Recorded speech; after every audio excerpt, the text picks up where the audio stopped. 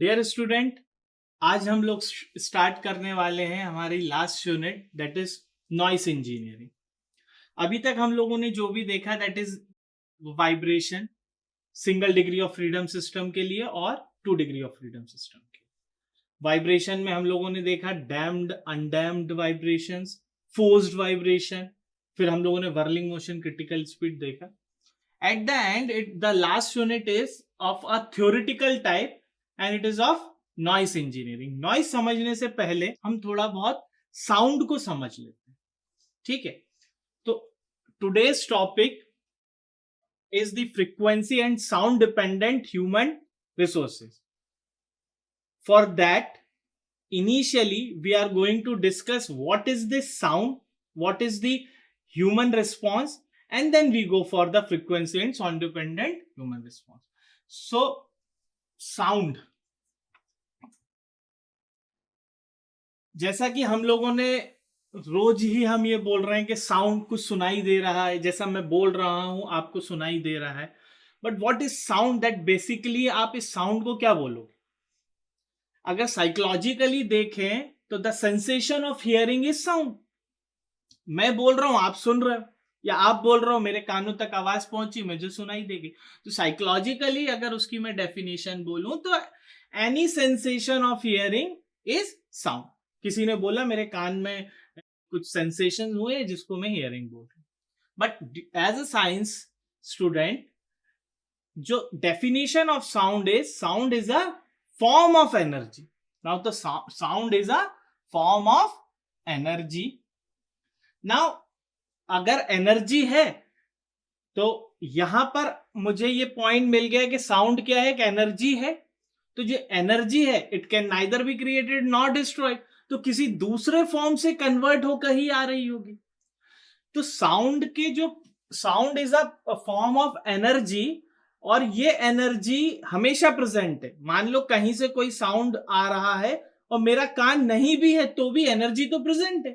Luckily I have that year, जैसे ही मेरे पास आया मेरे को सुनाई दे गया एंड मैंने बोला इट इज अ साउंड। तो एनर्जी का फॉर्म है, it is a form of energy.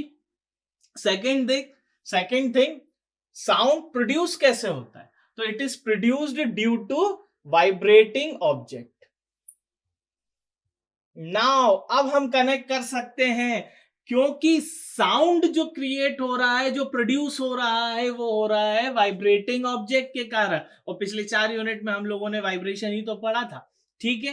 तो अगर कोई भी ऑब्जेक्ट वाइब्रेट या कोई भी सिस्टम वाइब्रेट कर रहा है तो वो साउंड प्रोड्यूस करेगा। Now sound is a form of energy. बाद में आप इसको बोलोगे is a form of mechanical energy.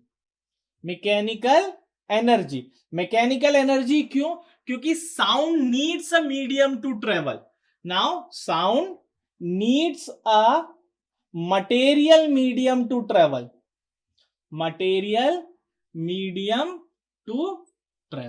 अब ये बात मैंने 2-3 एक साथ बोल दिया। मैंने बोला कोई भी अगर कोई भी सिस्टम इक्विलिब्रियम में, मैंने उसको इनिशियली डिस्टर्ब कर दिया। जैसे ही मैंने उसको इनिशियली डिस्टर्ब किया उसमें वाइब्रेशन आ गया। अगर वहां पर वाइब्रेशन प्रेजेंट है तो वहां पर साउंड भी होगा। The main cause of sound is vibrating object. तो वाइब्रेटिंग ऑब्जेक्ट है, साउंड प्रोड्यूस हो रहा है। नाउ साउंड जो कि एक फॉर्म ऑफ एनर्जी, क्योंकि vibration is also a form of energy, conservation of energy principal वहां पर भी एक्ट करता है। जैसे mass and springs are the kinetic and potential energy storing devices respectively, and damper dissipate energy in the form of heat. तो वहां पर भी एनर्जी कंजर्वेशन प्रिंसिपल लग रहा है। तो एनर्जी का फॉर्म है। नाउ वो एनर्जी मेरे कानों तक पहुंची कैसे? तो उसके लिए उसे एक मटेरियल मीडियम की रिक्वायरमेंट होती है, एंड इसीलिए मैं उसको बोल रहा हूं sound is a form of mechanical energy. ठीक है, इतना मुझे समझ में आ गया। नाउ प्रोपोगेशन कैसे हो रहा है? प्रोपोगेशन ये हो रहा है कि जैसे ही मैंने बोला that disturbance in the atmosphere, जो भी मटेरियल मीडियम है उसमें मैंने डिस्टर्बेंस क्रिएट किया। Now that disturbance in the form of wave travel through the molecules of the medium, but actually the medium cannot travel from one place to another place. मैं बोल रहा हूं, आपके कानों तक सुनाई दे रहा, हवा लेकर नहीं जा रही है। हवा के मॉलिक्यूल्स में disturbance in the form of wave जो है वो ट्रेवल कर रहा है मेरे यानी सोर्स से लिसनर आप तक। तो यहां पर मैकेनिकल एनर्जी और जो साउंड है, साउंड ये ट्रेवल करेगी वेव फॉर्म में, और ये जो वेव फॉर्म है ये मैकेनिकल वेव है। कौन सी वेव है? Mechanical wave. तो अब मुझे समझ में आ गया, कोई भी वाइब्रेटिंग ऑब्जेक्ट होगा वो साउंड प्रोड्यूस करेगा, वो साउंड ट्रेवल करेगी एक जगह से दूसरी जगह तक मटेरियल मीडियम में, और करेगी कैसे? उसके मॉलिक्यूल्स को एक्साइट करेगी, क्योंकि वाइब्रेशन के कारण साउंड है, तो वाइब्रेशन एनर्जी एक मॉलिक्यूल से दूसरे तीसरे चौथे पांचवें मॉलिक्यूल पे ट्रांसफर हो गई, और वो जो मॉलिक्यूल्स है ये टू एंड फ्रो मोशन कर रहा है अबाउट बीन इक्विलिब्रियम पोजीशन, वो ट्रेवल कर रही है वेव फॉर्म में। And sound is of longitudinal wave, longitudinal form में ट्रेवल करेगी साउंड वेव। ठीक है, तो यहां पर मुझे इतना समझ में आ गया है कि sound is a form of energy. Now sound जो बेसिकली मैं बोल रहा हूं, तो मेरे को ये समझ में आ रहा है कि साइकोलॉजिकली एक डिस्टरबेंस है जो किसी वाइब्रेटिंग ऑब्जेक्ट ने, जैसे अभी मैं बोल रहा हूं तो मैं बोल रहा हूं तो मेरी वोकल कॉर्ड वाइब्रेट हो रही है, उसके कारण साउंड आ रहा है जो आपके कानों तक जा रहा है।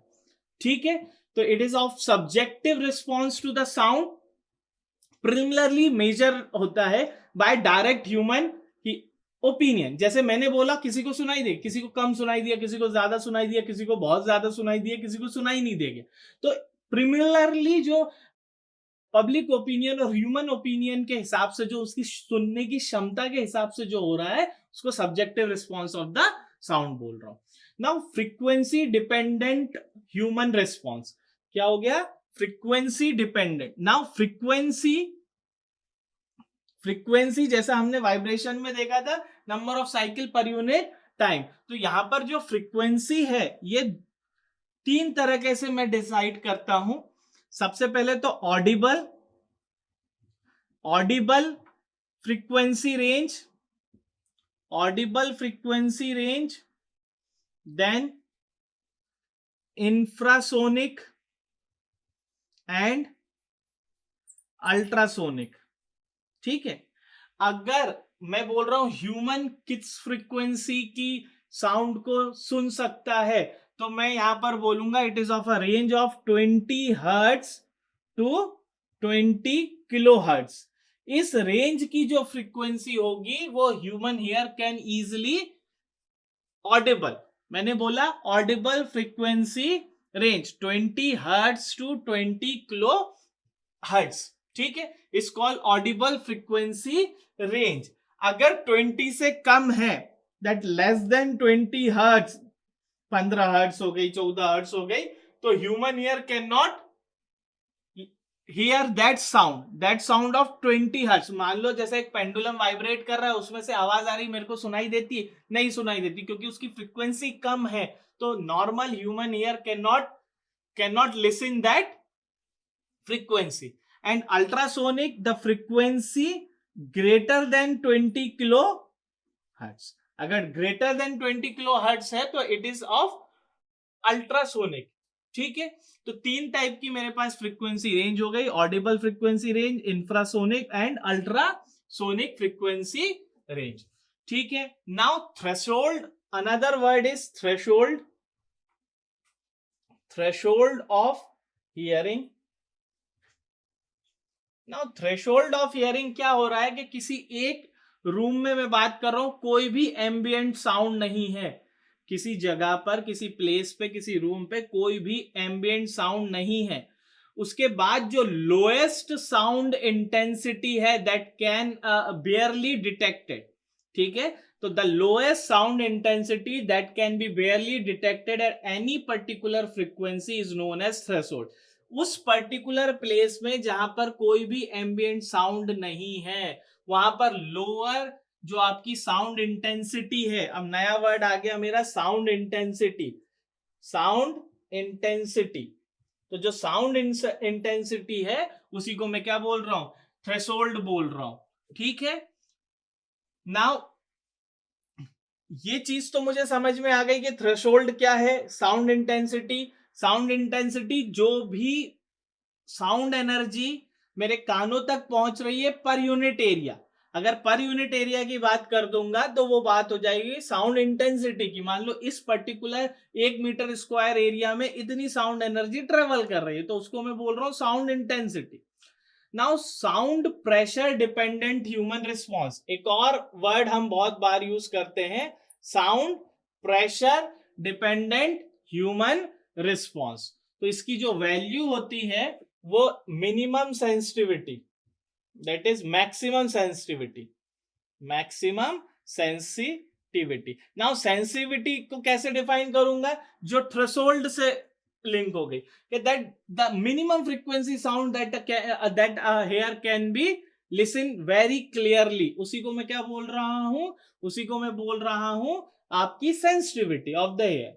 ठीक है, तो जो the Audible sound pressure for an adult with normal hearing capacity in the range of maximum sensitivity कितना 2 into 10 की पावर 6 न्यूटन पर मीटर स्क्वायर। ये वो प्रेशर है जिसपे एक normal human hear can hear at that.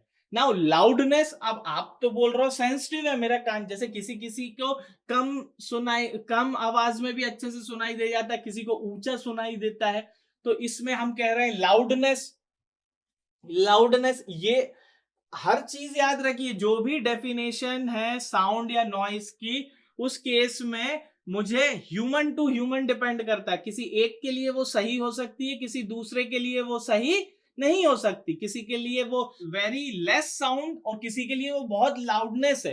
तो loudness of the sound increases if at a given frequency sound pressure is increase. अगर लाउडनेस बढ़ेगी कब, अगर मैं साउंड प्रेशर को इंक्रीज करूंगा तो। ठीक है, सो this is all about the basic of the unit noise engineering. We are just going for noise engineering. Before that we are just discussing in this lecture sound frequency, sound pressure, loudness, how to travel sound from one place to another. So this is all about this chapter. Thank you.